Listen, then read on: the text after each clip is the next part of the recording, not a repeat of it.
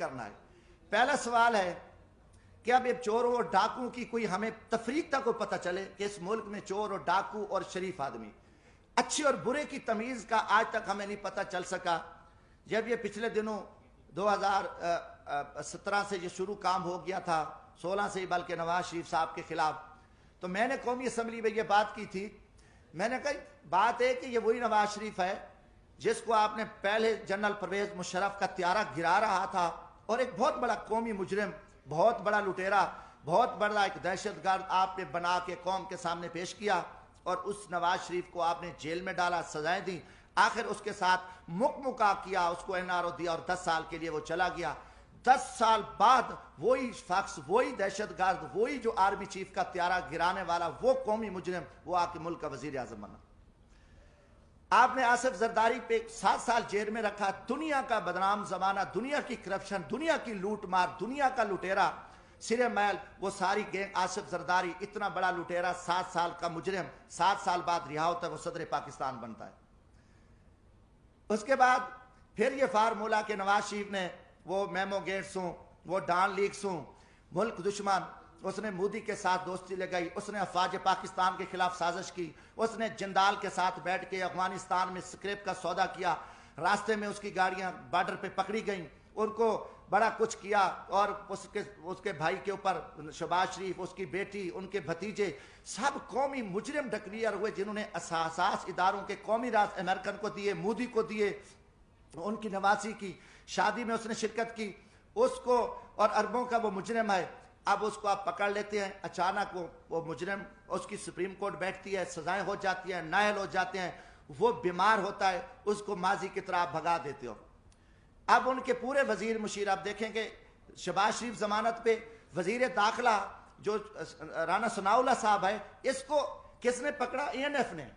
Anti narco tax نے، اس کو فوجیوں نے پکڑا، اس کے اوپر 15 کلو ہیروین کی FIR، وہ ضمانت پہ ہے، وہ وزیر داخلہ ہے۔ یہ سارے پکڑے گئے، مجرم تھے۔ مجرموں کے بعد آپ دیکھیں 3.5 سال بعد یہ سارے مجرم پاک ہو گئے، ساری چیزیں ختم ہو گئیں، اچانک مکمکا ہوتا ہے، اچانک سودے بازی ہوتی ہے، اچانک عدم اعتماد آ جاتا ہے، اور وہ سارے چور لٹیرے جو افواج پاکستان کے خلاف گالیاں دینے والے، قومی راز دینے والے، پاکستان کو لوٹنے والے، وہ گینگز آ کے وہ وزیر اعظم بھی بن جاتا ہے، شہباز شریف، اس کی پوری ٹیم بھی آ جاتی ہے، اب نواز شریف بھی پاک ہے۔ یہ قوم کے ساتھ آپ مذاق چھوڑ دو، کم از کم میں پاکستانی ہوں، جمشید دستی کا جینا مرنا یہ ملک ہے، میں مزدور آدمی ہوں، نہ میرے اثاثے ہیں، نہ میری کوئی لوٹ مار ہے، نہ میری کرپشن ہے۔ میں پاکستان کی عزت کے لیے، اس ملک کی بقا کے لیے میں بولوں گا، چاہے وہ کوئی جرنل ہو، فوجی، چاہے وہ عدلیہ کا چیف جسٹس ہو،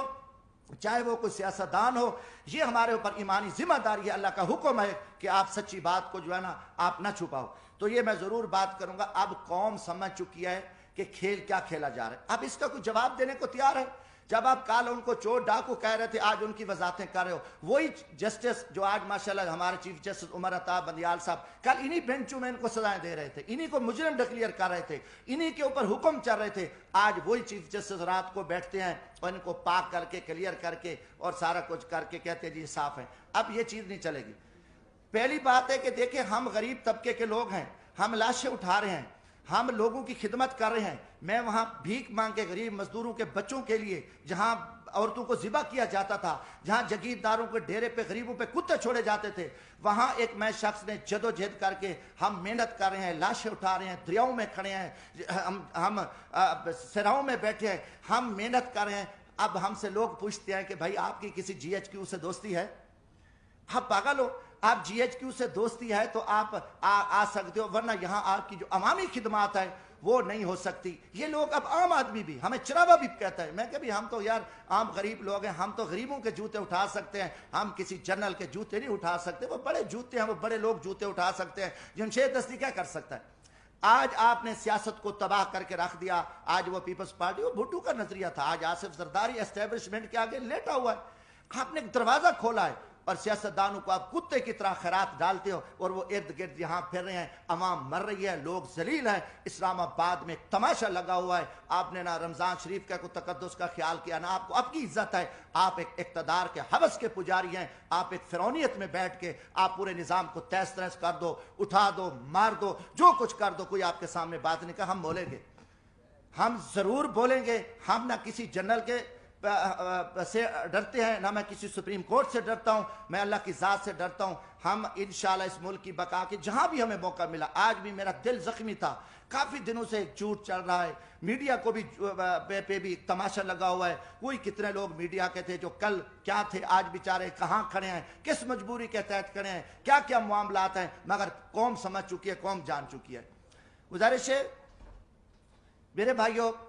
حالات بڑے تنگ ہیں ملک کے، پاکستان ایک خوفناک خانہ جنگی کی حالت میں آ چکا ہے۔ ان کے آگے سب کچھ پڑا ہے، ان کے آگے اختیارات بھی ہیں، ان کی ٹیبل پہ کھانے ہزاروں چیزیں ہیں، سب کچھ پڑا ہے، مگر ان کو زمینی حقائق کا پتہ نہیں ہے۔ لوگوں کے آنکھوں میں خون نکل رہا ہے، ہر طرف ملک مہنگائی، بے روزگاری، لوٹ مار، نا انصافی، ہر پھنس چکا ہے۔ میں ایک زمین میں دیکھو، لیڈر بنتے نہیں ہوتے، لیڈر پیدا ہوتے ہیں۔ آپ جب جی ایچ کیو سے لیڈر بنا کے قوم پہ مسلط کرو گے تو یہ تباہی کریں گے، انہیں عوام میں کیا جا کے کرنا ہے، انہوں نے تو لوگوں کو ذبح کرنا ہے، نہ ورکر کلاس بچی ہے، نہ کوئی چیز بچی ہے، سب کچھ آپ نے تہس نہس کر دیا۔ زمینی حقائق کچھ اور ہے۔ میرا تعلق ایک جھاڑو والے طبقے سے ہے، ایک ریڑھی والے، رکشے والے، ایک ہاری طبقے سے ہے۔ میں عوام میں دیکھ رہا ہوں کہ عوام میں جو لاوا پک چکا ہے، وہ ٹھیک ہے، آپ کا خوف ہے، آپ کا دبدبہ ہے، آپ کا تھانہ ہے، آپ سے ڈرتے ہیں، مگر اس کا انجام خوفناک ہوگا۔ پاکستان ایک خانہ جنگی کی حالت میں، آپ کو پتہ بھی نہیں ہے کہ ملک کے کیا حالات بن چکے ہیں۔ آپ بند کمروں میں بیٹھ کے، فرعونیت میں بیٹھ کے، آپ سب چوروں کو، لٹیروں کو، کرپٹ لو، ہم آپ سے پوچھیں گے۔ یہ سوال میں جی ایچ کیو سے بھی کرتا ہوں کہ یا کل یہ چور، ڈاکو، لٹیرے، بدماش ہیں تو پھر ہم چوریاں کرتے ہیں، ہم ڈاکے مارتے ہیں، ہم لوٹتے ہیں، پھر یہی طریقہ ہے کہ جب سب لٹیرا، ڈاکو، ملک دشمن، ملک کا وزیر اعظم بنے، ملک کے وزیر بنے، عہدے بنے، تو پھر یہی طریقہ صحیح ہے۔ اب عوام کو، عوامی لوگوں کو، عوامی نمائندوں کو آپ ذبح کر کے آپ نے گیٹ نمبر 4 کھول کے پوری قوم کو ذلت اور رسوائی کے سامنے کھڑا ہے۔ ہم اس نظام کو نہیں مانتے، آپ جتنے چھپے رہو،